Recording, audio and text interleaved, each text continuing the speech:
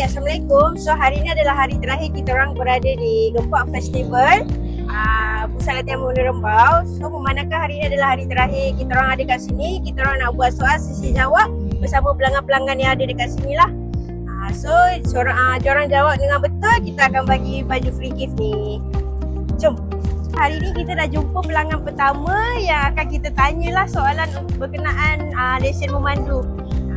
Okay, soalan first, berapa tempoh masa yang diperlukan untuk calon B2 melakukan latihan atau ujian di atas TP?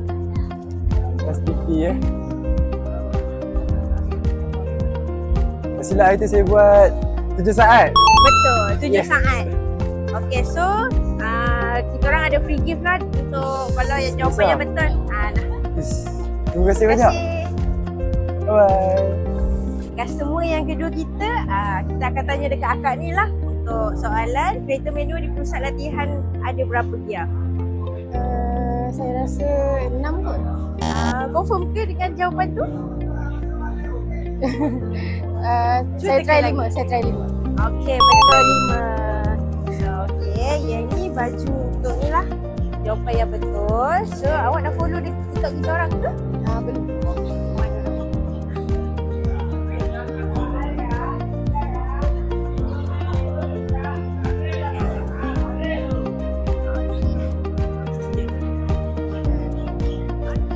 Terima kasih. Ini adalah customer kita yang terakhir untuk soalan sesi soal jawab lah.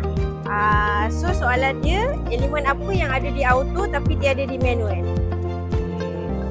Saya rasa rem. Betul.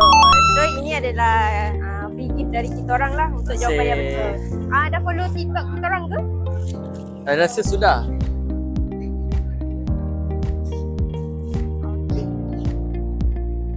Bye.